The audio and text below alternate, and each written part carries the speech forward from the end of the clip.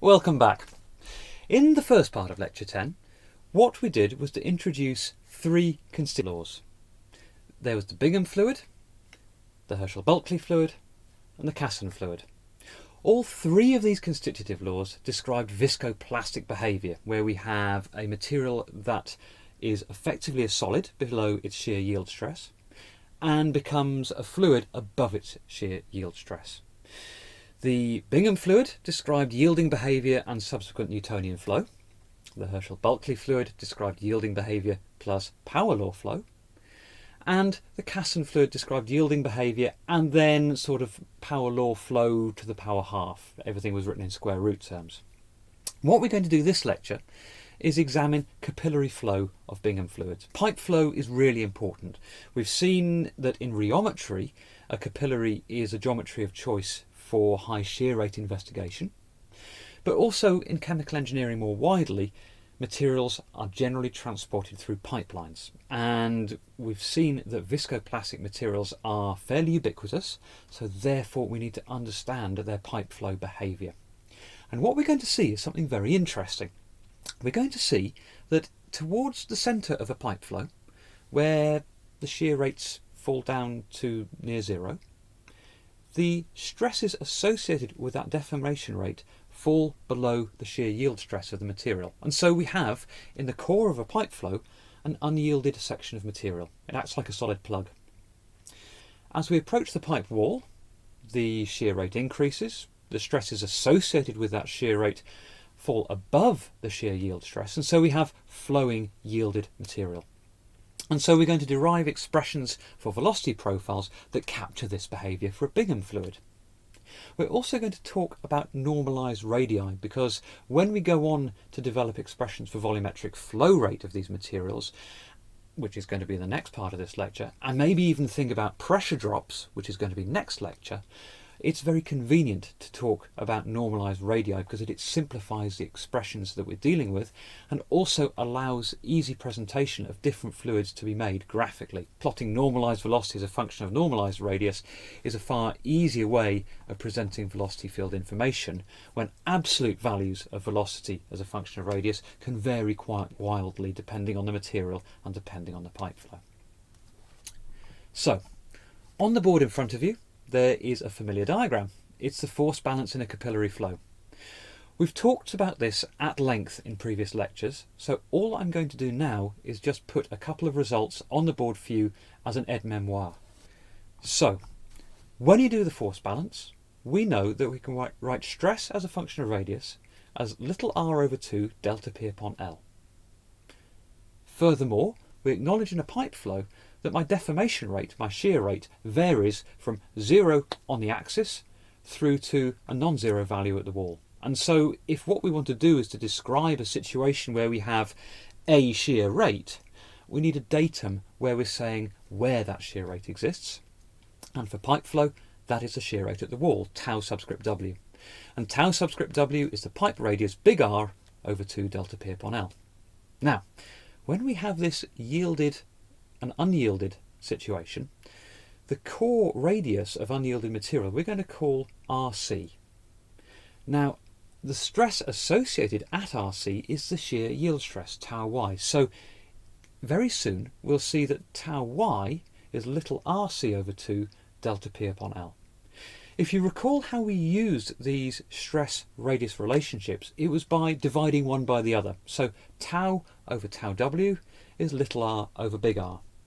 Tau over tau y, therefore, is little r over little rc. Tau y over tau w is little rc over big R. So we can convert between radius and stress very easily, which again is a very useful thing to do when we're deriving a thing like a velocity field. Now, when we examined this situation before, we put a constitutive equation up.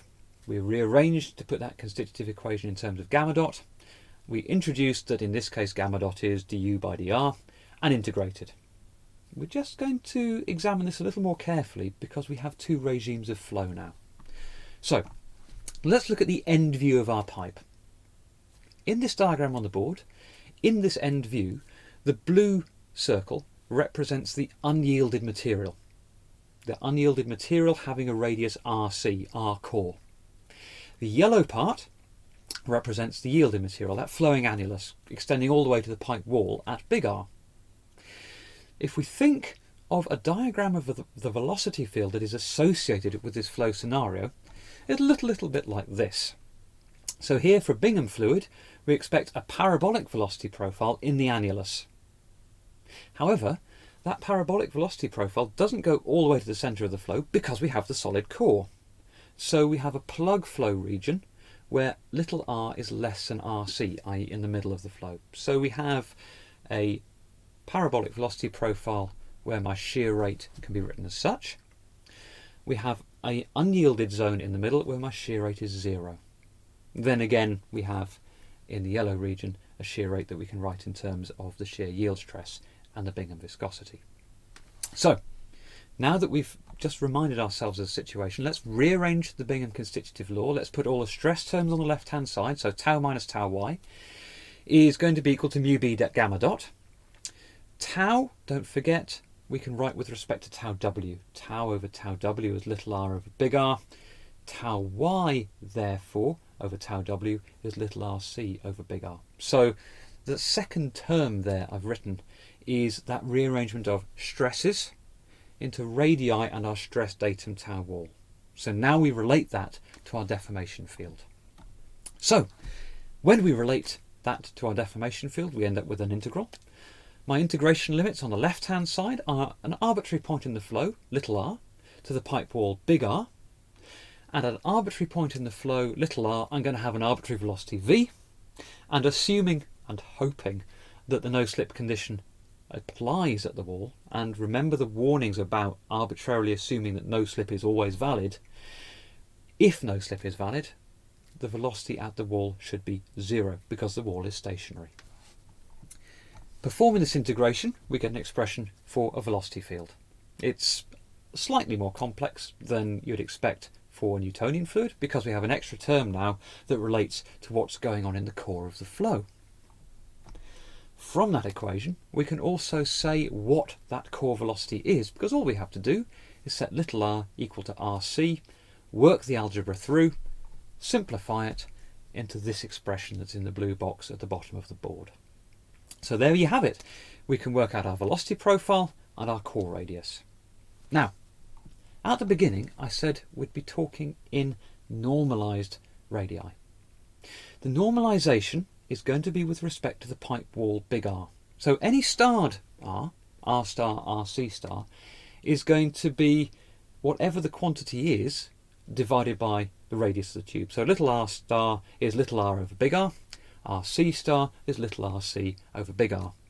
And again, we're doing this because it makes manipulation easier and it also allows ease of presentation. Plotting a normalised velocity field, R star versus some measure of normalised velocity, which we'll derive in the last part of this lecture, allows different flow scenarios to be very, very easily compared because R star only ever varies between 0 and 1 and your normalised velocity only ever varies between 0 and 1, which can be a very different situation to the actual velocity and the actual dimension.